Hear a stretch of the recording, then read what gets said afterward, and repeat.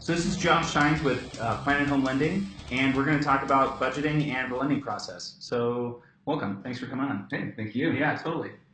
So how are you different than other lenders? Well, first of all, for the most part, all lenders do the same thing.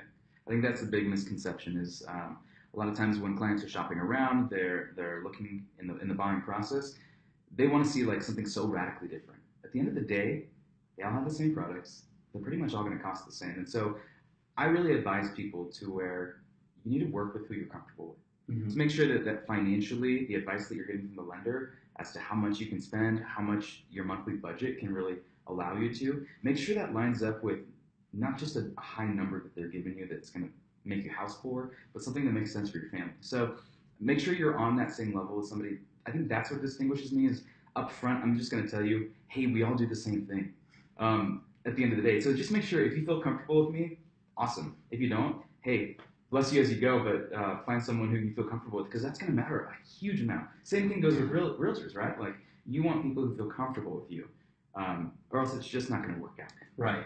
Yeah, I think ultimately you feel like you want to do business with those that earn your trust, Yes. and those that understand what their role is and making sure that you're comfortable the whole way. Absolutely. Yeah. So so you own a house. Yes. How did you go about, in your personal experience, going through your budget and making sure, like, setting that range? Because that's the question, right? Yeah. Is if someone's looking to buy a house, the first step is to find a lender that they want to work with. Yep. But then they're going to give them their like the range, right? The maximum that they can qualify for. Yes. But like kind of as you were alluding to, that's not necessarily the number you automatically want to go for. Totally. So how do you maybe walk it back from that high end once you get it? Absolutely. Yeah. When we first got our pre-approval on our first purchase that we made about 5 years ago, they qualified us for 200,000 over what we knew in our mind was going to be sustainable for our budget, right? Mm-hmm. So it's like, oh my goodness, like we could go that high, and it puts it inside your head, like, wow, I can go that high, and it starts to become this fantasy of like, oh well, think about the kind of houses I could have. Totally. Think about the neighborhood I could live in. Status, and you know what? And I think a lot of our culture is so driven by that, right? Mm-hmm. Maybe less so today because prices have soared so high that it's just kind of standard to feel like, wow, that is at the top of my price range. But I do think it's super important to keep in mind, like, it's a satisfaction question, right? Not like what kind of house is going to satisfy me, but what kind of lifestyle is going to satisfy me. So Mm-hmm. I always recommend 30% of your monthly budget should be going to your housing. Okay, so you can kind of break that down, take how much you make monthly, and then subtract 30%. You can kind of see, hey, what's going to be a reasonable mortgage, Mm-hmm. and that's factoring in any other loans or debts that you have, just groceries, healthcare, incidentals, entertainment, like things that are just normal for a living. Yeah. I like looking at the full financial picture for my clients and saying, hey, what makes sense, not what's that top end of the Sure. bargain. Yeah. Sure. And so, like you said, if you don't want to, if you're living a certain lifestyle where you are, you want to go to XYZ restaurant, this one's opening up next week, so we got to have reservations to that. I'm a Yelp elite, so I'm constantly going to be going out and making sure I'm trying all these things. Sure. So I'm meeting I'm meeting with my friends all the time. I'm doing that kind of stuff. How do you, as a lender, approach that? Like, do you probe and ask a question like that to kind of set those gears in motion in your clients? Because what's so funny is I think once people get on the house hunt, they abdicate all of those decisions. Yeah. So they feel like, oh yeah, I don't have to live with that anymore. But the month after they get into the house, they're still going to go to that restaurant. They're still going to want to live that lifestyle. Yeah. I just think that it goes back to that trust issue, right? Like those are the conversations I try to have up front. Giving my clients budgeting tools if they don't have that, Mm-hmm. to really just figure it out. And honestly, the best way to figure out what your budget is and what's going to be realistic is just track where you spend your money for a month or two. Yeah. And most people don't even do that. And so if they just It's started like there, food journal too. People don't do that. it really is. If you just start there, you at least know where things are going and maybe where you could cut out. Yeah. I think that's the beauty of preparing to buy a home is that you can just look at what is happening already in your life and then say, wow, this is exponentially higher than it should be for eating out. Yeah. Like we could probably save $400 a month if we ate out 50% of what we already are. Yeah. And that's not crazy actually. When I see that, that's a pretty normal number. Well, And you know what? That's It's probably me. It's true because I am the epitome of who you're talking about because ignorance is bliss, right? well, sure. I Yeah. mean, we've all been there. And but if you think about it, $400, that's a third to a fourth of a mortgage payment a month. Sure. Going towards something that's not building wealth, that's not building up your assets or your investments. So it really is just making a conscious decision of what do I want, not just today, but what do I want long term? Yeah. And that's why I love real estate and lending, is that we get to help people build wealth to make those decisions for families that are going to be helpful in the long run. Yeah, totally.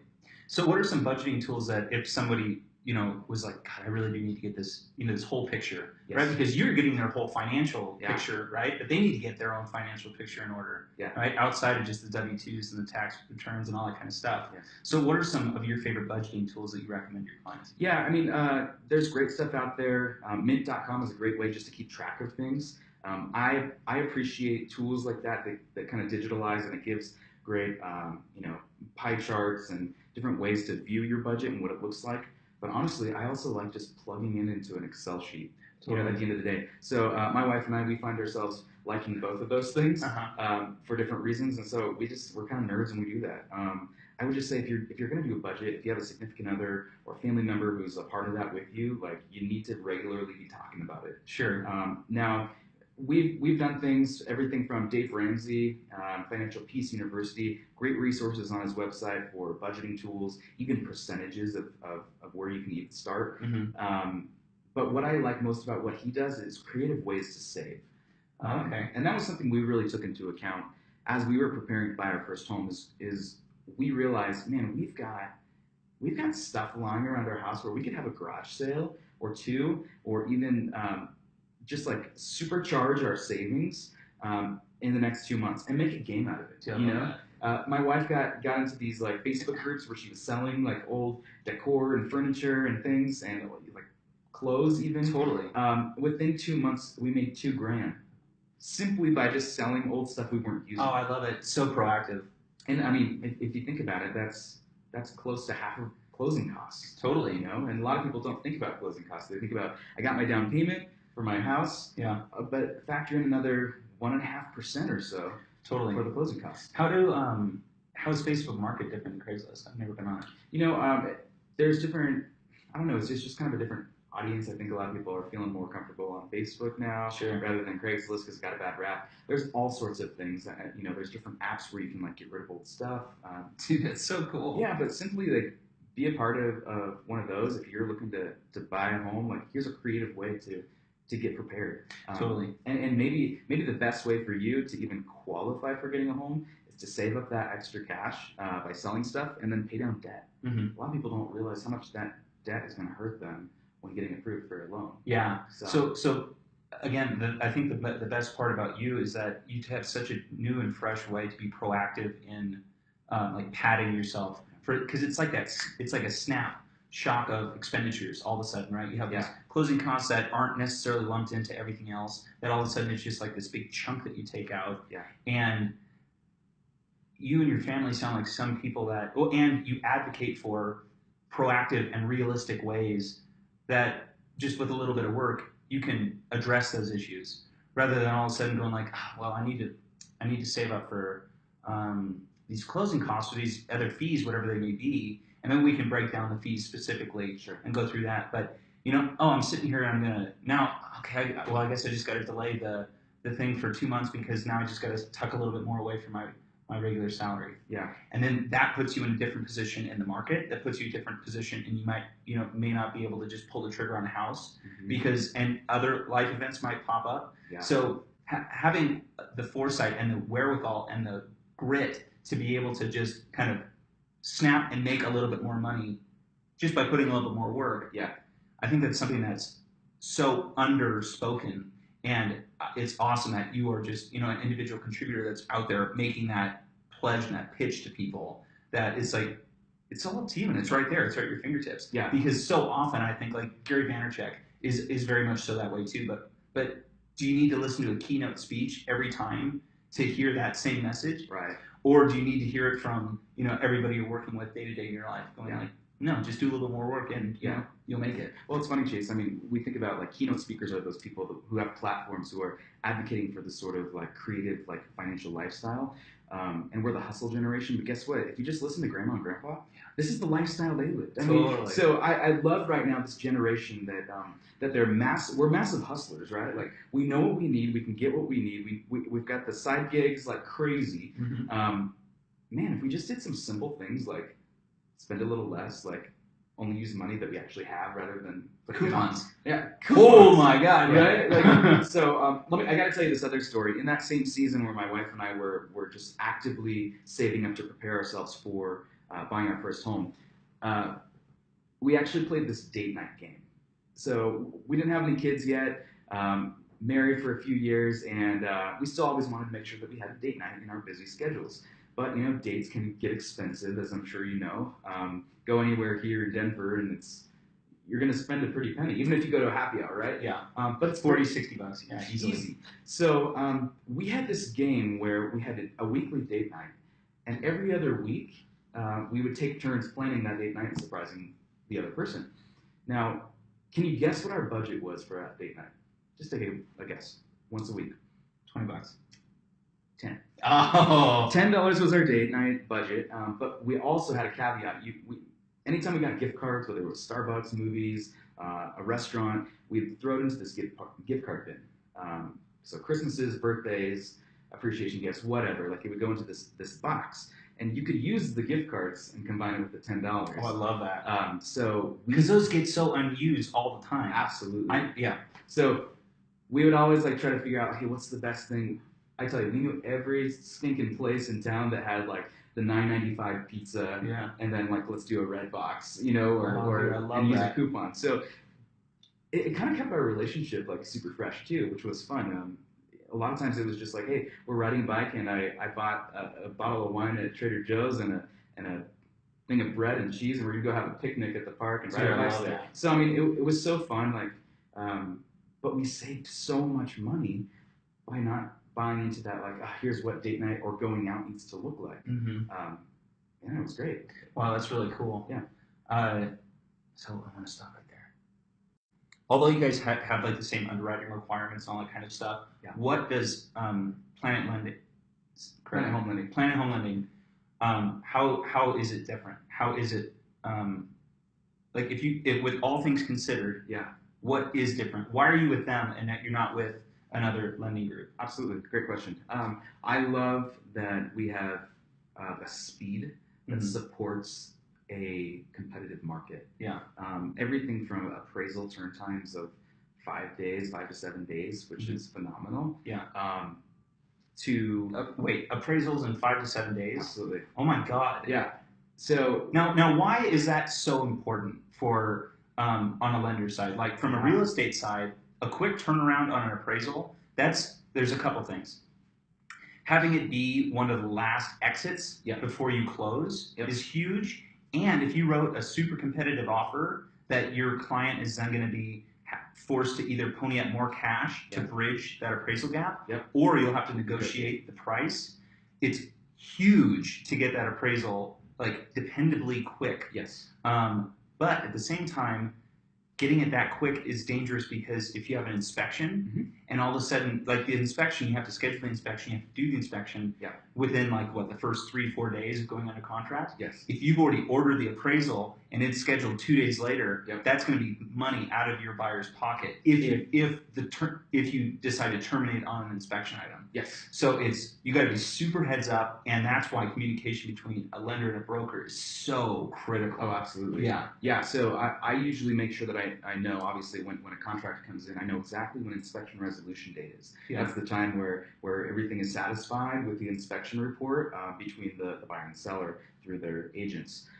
So I make sure that my appraiser is out there day after inspection resolution, or I get a green light after the inspection has happened that says, hey, there's nothing we're really worried about. And so the appraisal management company that we work with and send our stuff through, even though we can't talk to the appraisals or to the appraisers themselves, we make sure that we are in close contact with them to get them out there on the right date so that it's still speedy, but it's not encroaching upon any of those escape clauses So for you're the keeping her resolution. safe. Yes. So why can't a lender talk to an appraiser? Like super basic. Let's Yeah. deep dive into that, just so that people understand why the barriers are there. Yeah, it's really protecting the consumer from and the customer from any foul play that could really happen, anything wrong that could happen on the Like predatory lending. yeah, so that a lender can't pick up the phone and talk to an appraiser and say, hey, I really need you to get this value amount so that we can get this loan done.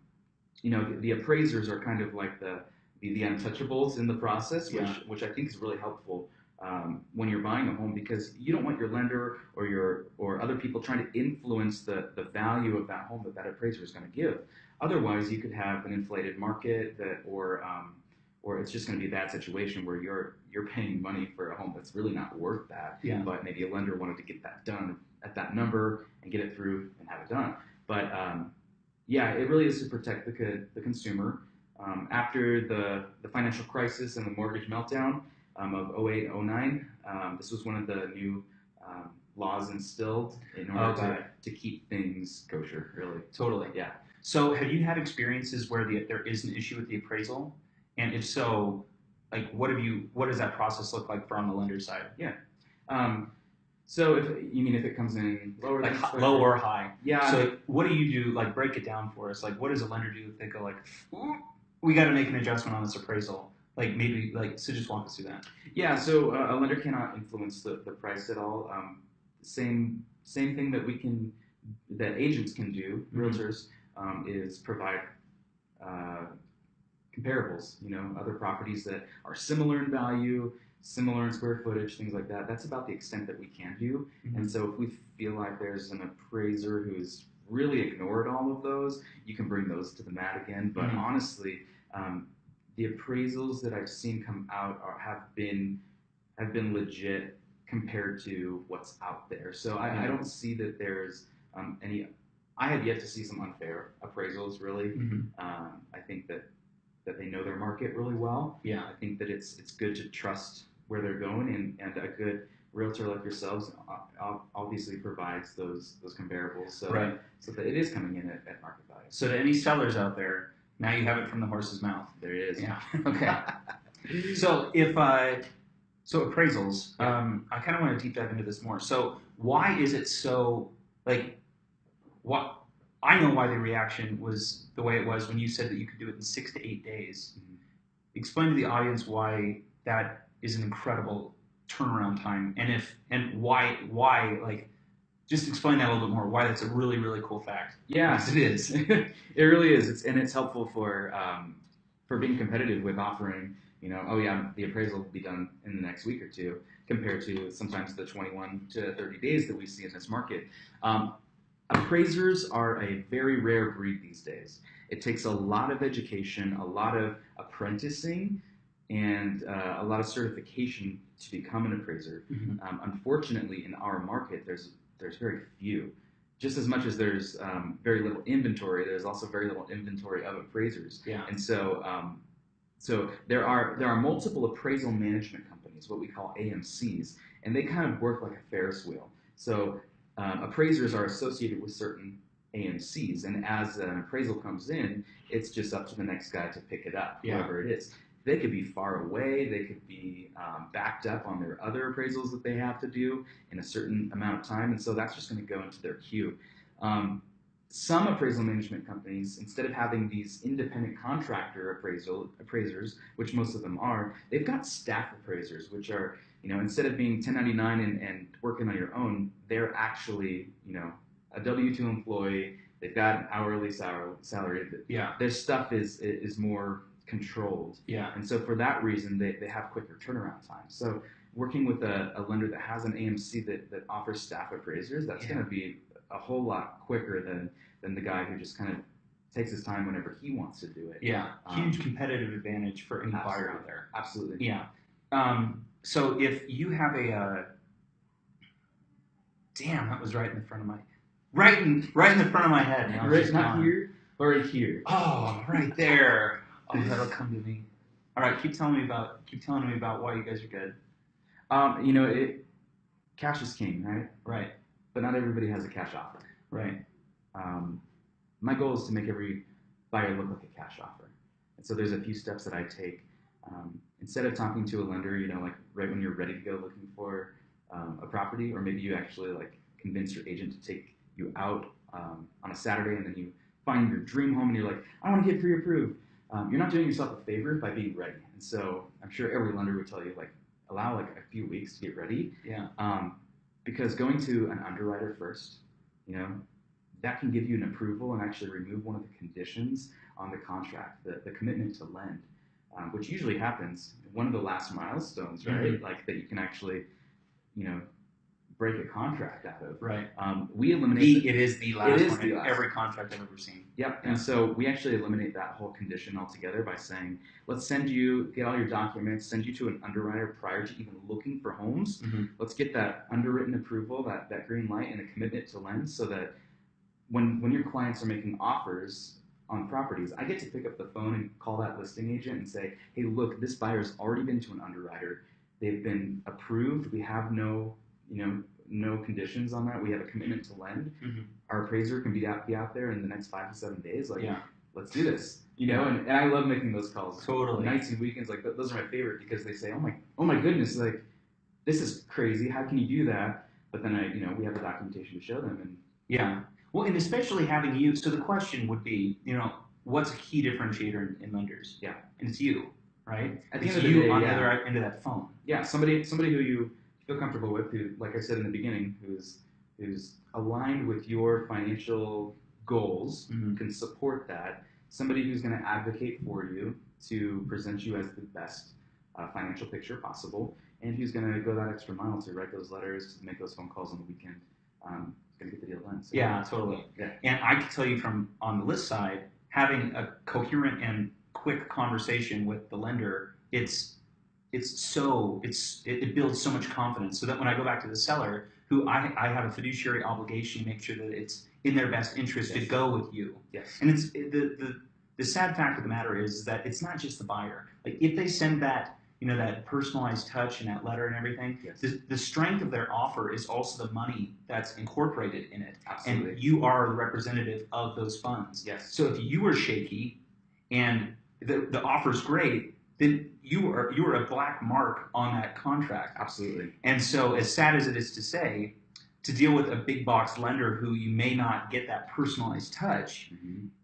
that's a blemish in consideration in comparison to having Josh call and then having an awesome conversation with, lifts me up, lifts him up, lifts everybody up. So that is such an underspoken competitive advantage for buyers. Yes. Well, and additionally, with all of that, like the underwriting up front, the clearing that loan contingency, I get to then, depending on how you've written the contract, even if it's a 30-day contract, the conversation I get to have with the listing agent is, hey, if you wanted to, we could close this in 18 days. Is that cool for you? I mean, how about 15? They've already been to an underwriter. We just have appraisal condition and inspection resolution and final approval. Like, if you wanted to do it early, would your buyers or your sellers be interested in that? Totally. Even if that's not even on the table as an option for those sellers, like to know that, this is going to get done.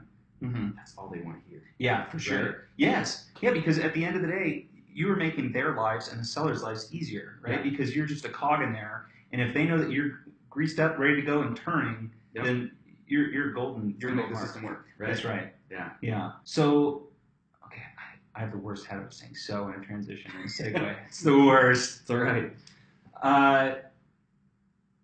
So, what do you do personally as Josh that makes that? What are some things you like doing in your own practice with your clients? Yeah. Like, how do you like building those relationships? Sure. Yeah. So I have an education background, in the classroom, in nonprofit organizations, and so education is key to me. I remember our first home purchase, and I had no clue what the heck was going on. Mm-hmm. Also, I didn't really care because I figured, hey, these guys are going to take care of it. But the second time around, I was like, no, I want to know what's involved, because I realized, oh crap, this is a lot of money, and this is like a lot of emotional stress on me. Even if it's a fantastic experience, it's still emotional. You're gonna move, you're gonna get into a new home. Like there's all these like big words and contingencies and Yeah. documents, and so I like to make the process educational. At each point in the process of the loan and the milestones, I educate my clients. I let them know, hey, what usually through a video, I let them know, hey, here's where we are in the process. Here's what that means. Mm-hmm. Here's what email it to them. Yeah. Oh, cool. And here's what you can expect, and I might need X, Y, and Z from you. Mm-hmm. And so a couple times a week, sometimes my clients are getting these emails and they're understanding what's going on, so they're not left in the dark and like, oh goodness, where's my loan? And they can come back and they can watch it over and over again. Over and over again. Yeah, totally. Yeah. Like, do you track that? How many times somebody watches one of those emails? No, because I personalize it for each client. And, I'd be super interested yeah. to see how many times people watch it. That would be interesting. Yeah, I think it's so funny how the state of neuroses in people, right? Granted, it's people come by honestly because we're kind of conditioned for it, right? Right. It's if I get that cool text I've been waiting for all day, how many times am I going to read that email? Or how many times, a text, when you're on a phone call, you get one chance to say it. Right. And you can't grab those words back through the the microphone, right? But if I'm sitting there writing a text or an email, how many times can I rewrite and scrutinize each word in there? Right? Totally. Well, and the beauty is like, especially if you're married or you're buying with your significant other, it's not up to you to then communicate the communication that I've had already with one party. Right? Yeah. So everybody gets to see it. Everyone's on the same page. And it's super important in this whole process. It's like, it's a quick process. Everybody does need to be on the same page. Mm-hmm. We are a team, the buyer's agent, the lender, the buyers, the listing agent. It's a team effort, and you've got to be a team player. Yeah. And you've got to have those team players on the team. Yeah.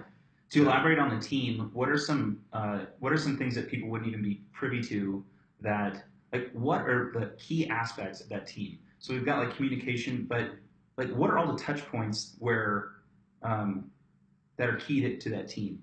Like, just kind of walk through those. Yeah, I think the key aspects to the team are kind of, I'll pose it this way. What does it take to be a team player in this process?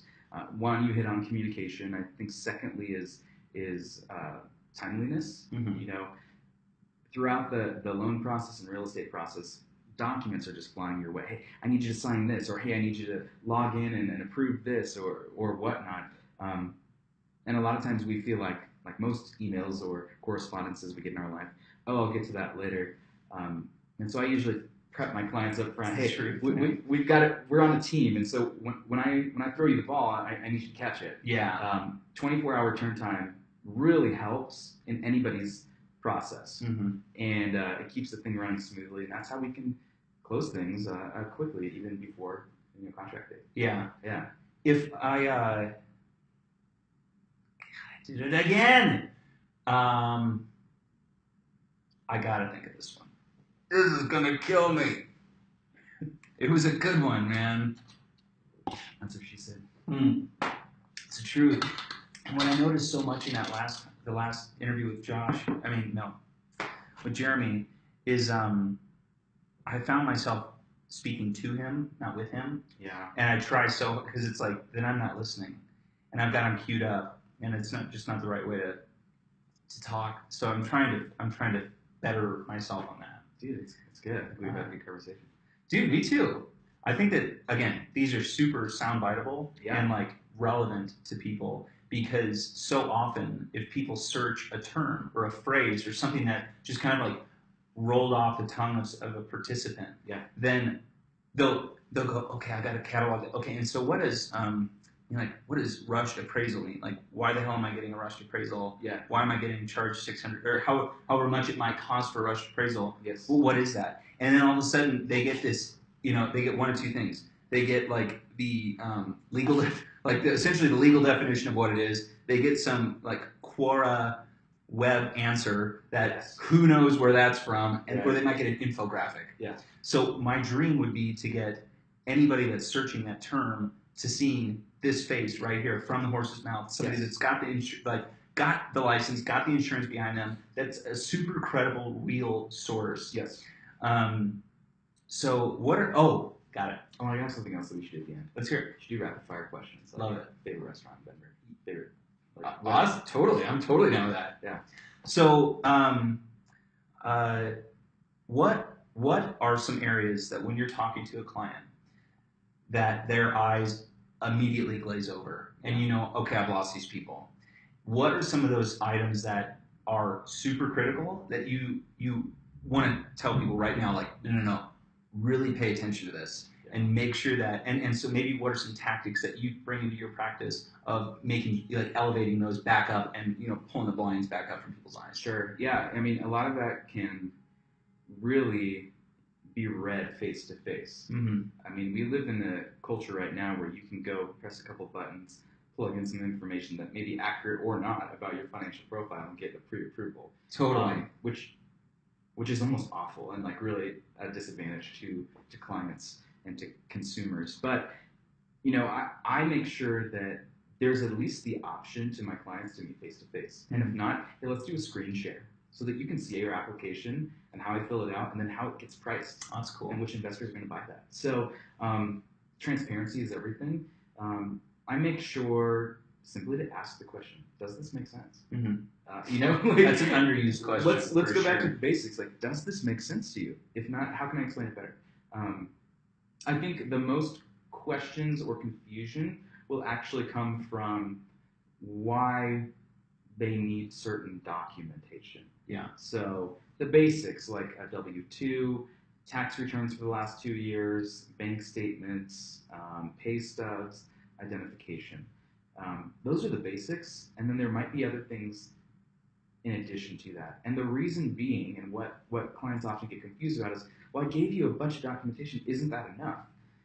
What's happening, and this is, again, to protect consumers from predatory lending, from doing loans for people who really don't have the ability to repay it back, is an underwriter, the person scrutinizing a borrower under a microscope before they say, yes, you can have all this money.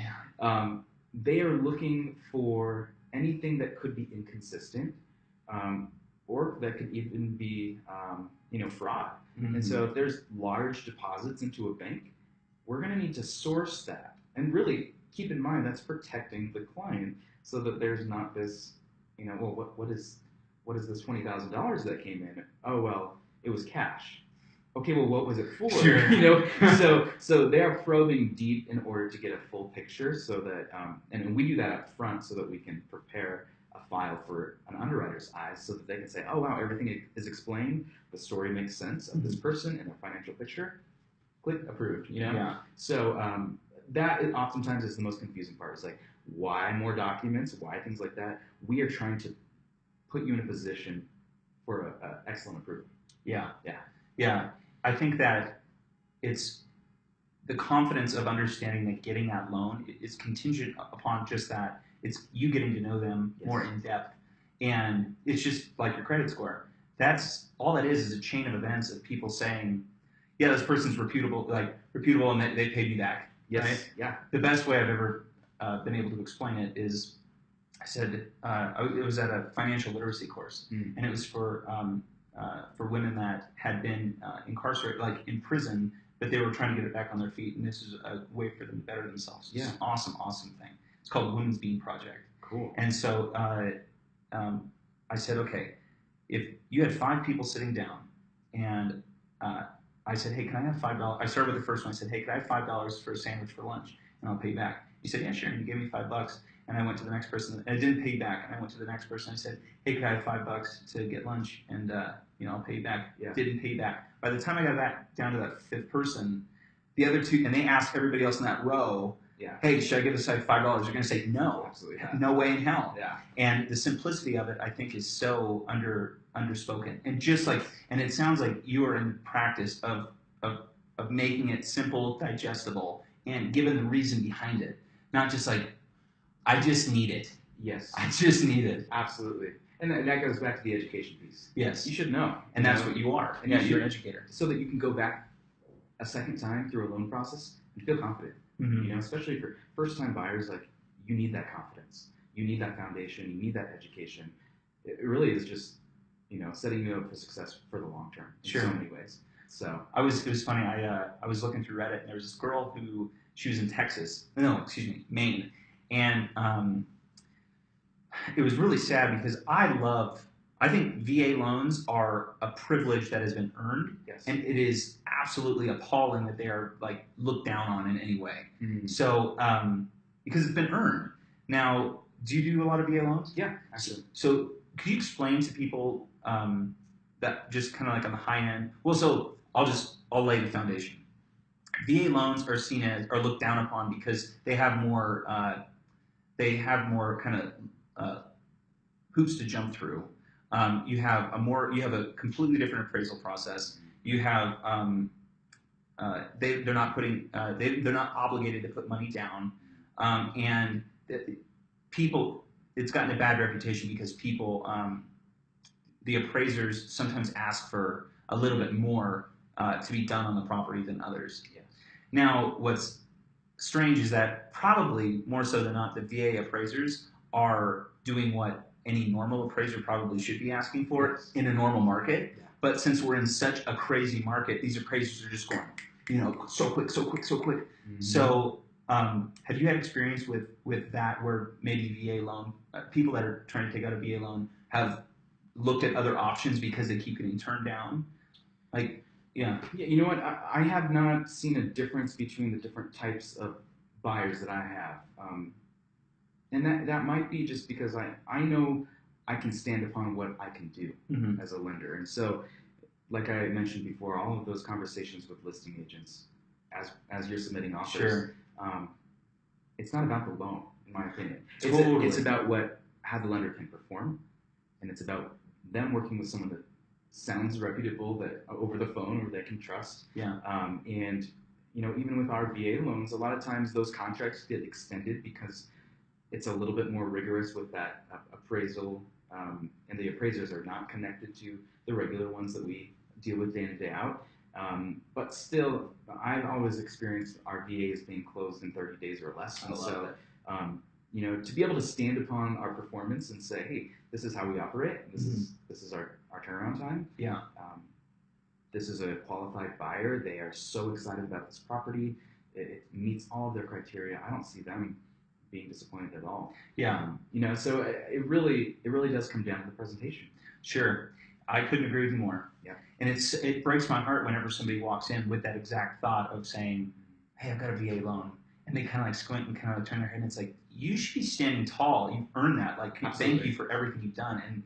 And so this girl in Maine, I'm just like giving my opinion and just giving some, so she was looking at getting a VA loan. She was looking at having one of their parents buy a place for them, and then they'd move into it, which is an awesome opportunity if you're able to do that. Sure. But they'd already found a house that they loved, and they were going to go schedule a private showing with the listing agent. Okay. And all of these things, and she said, like, what do you think? And it sucks having to be kind of like the downer at the party, right? Yeah. And it's like, pump the brakes. Yeah. You're not approved yet. Yeah. It sounds like you're at an awesome part of your life. Congratulations, because she was like going to get married the next few months, and all that she's and then like they have the possibility of getting a house. Like, sounds great. Just slow it down for like 2 weeks, maybe. Yeah. Get that firm footing, because the worst thing that can happen is that if you go in contingent on even getting a loan to that place, you get the appraisal for $1,000, or excuse me, you get the inspection for, let's say, $1,000. You pay for the appraisal. It comes in at value. All that's good. Oh wait, not financeable. Yeah, you're not. So and so then she came back. She's like, thanks for the kind of tough love. And I love the opportunity and what the that Reddit community on real estate, the subreddit real estate is awesome, because it's like those are people that are they just want to know, and they're just throwing it out there. Sure. And maybe they've already thrown it into Google and they've just gotten overwhelmed and they just want a real response back. Right. And so it's so cool that community is there. Yeah. So if we're talking to that girl and her fiance or her boyfriend or whoever those people are that are in the boat of they have a bunch of different options, and you get the call from somebody like that that's saying, what would you say to those people? Yeah. The options should be placed side by side for sure. Mm-hmm. See what it would take to go with a conventional loan. You know what we'll do? What? We're going to clip this. We're going to send it to that girl. Awesome. And again, we're not in Maine, but we're in Denver, and this is just our opinion to you. Here we go. Hello, Maine resident. Um, yeah, what needs to happen is that before, I mean, I can't drill this down into anyone's head enough, is before you even get to the place where you're looking at homes, make sure you've got not just sure, yeah, you can get a loan, like go to an underwriter, get that fully approved. Talk with the lender beforehand to see what's the best option. Is it going to be FHA where you don't have to put as much down, right? Um, but you can still get into to that place. Is it going to be the VA where you don't have to bring anything to the table? Or is it going to be a conventional? And if you're in the place where you can qualify for all three, so it's cash flow for you. Mm-hmm. You know, it's really cash flow. How much money do you want in as a monthly payment to your mortgage? Mm-hmm. And how much money do you want in your bank after you've gone through the purchase process? Yeah. You know, that's a huge conversation that I have with clients all the time. It's not, don't throw all your money in.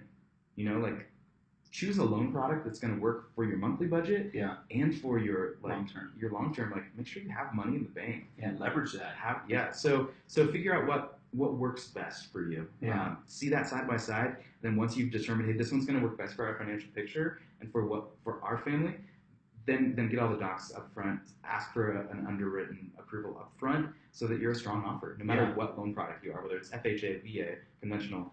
You're ready to do that quick, and you remove some contingencies. Now, when you're looking at it side by side, yeah, like I'm thinking of if I'm picking 3 different types of computers, sure, and I'm looking at the specs on them, yeah, and then I can every website now has like the compare these. Right. So, would you as a lender, like, should she be able to expect this lender to be able to kind of do that? Oh, absolutely. And, side by side. Yeah. If a lender can't present multiple products, like that's. I love the quick response too. Like, yeah, for sure. 100%. I mean, you know, if a lender is steering you towards one certain thing only, ask why. Sure. Because you might feel like, oh, they're just trying to box me in, but there might be reasons too. So probe those questions. Ask those follow-up questions. Is there a reason why you're only recommending an FHA to me? Yeah. I get that question sometimes, and a lot of times it's, well, you told me you're only satisfied at this purchase price, and based on the debts and the income that you have, we can only go up to a certain threshold legally. So this is what makes sense to get you there. Sure. And sometimes people just need that simple explanation. Totally. And they don't get it enough.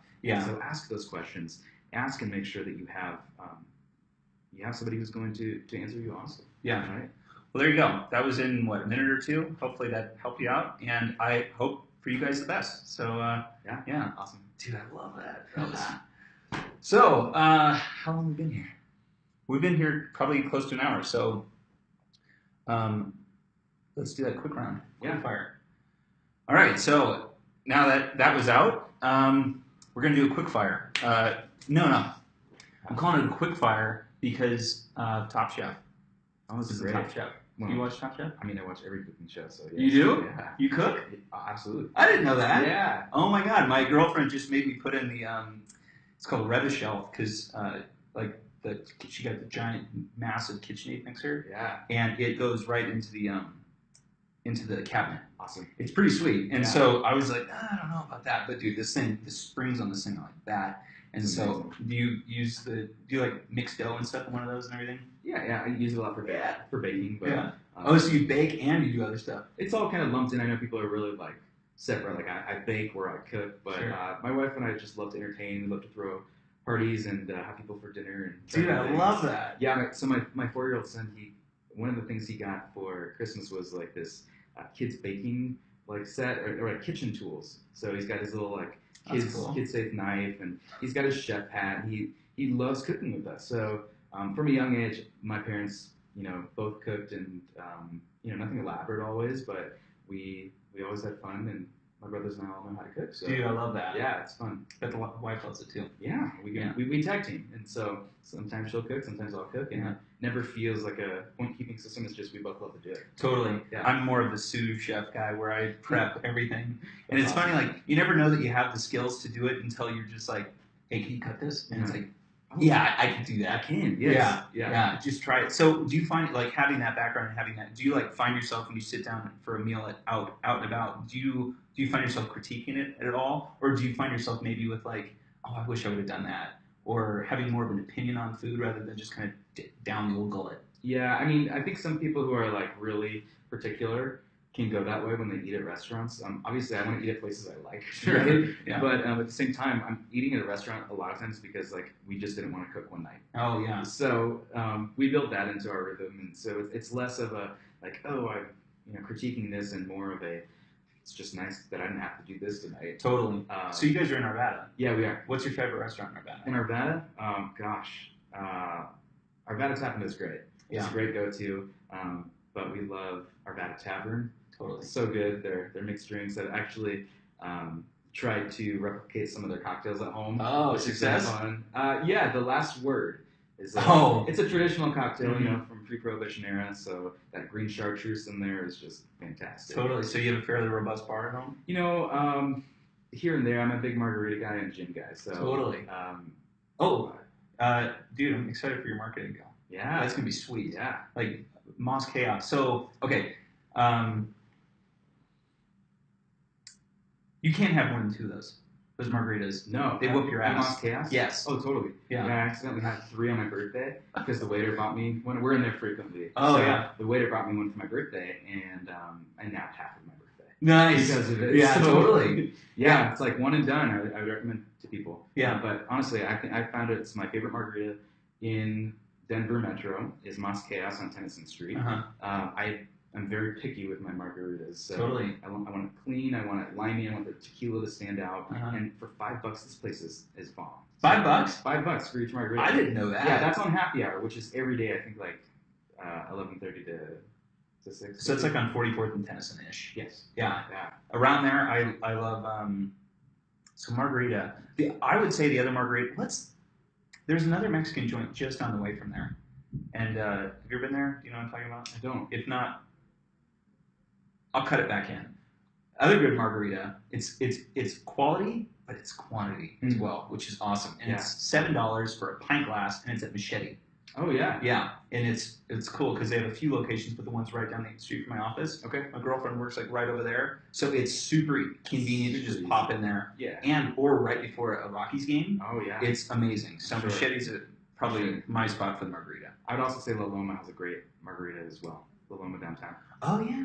Across from the Brown. Yes, I haven't been there enough.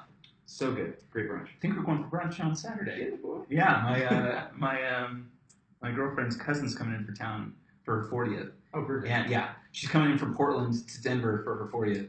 You've got to impress her with food then. Yes, right? 100%. Yeah. Have you ever been to? Oh no. So she's from Bend. So have you ever been to Bend? No. It's pretty cool. It was beautiful. We were there for her other cousin's wedding. It was pretty sweet. Awesome. So okay, Lenka and Mike, owners of Tavern, Klein's, Union Lodge, and the spot on Tennyson. I can't remember. I'll cut that in as well. Have you been to all those? I have not been to the one on Tennyson. It's amazing. Yeah. They have so it's named after. So Tennyson is like a little neighborhood in Denver, and they named the bar after a tree that the city agreed to give everybody that bought and made a house in Tennyson because it was like acceptable by the soil and stuff like that.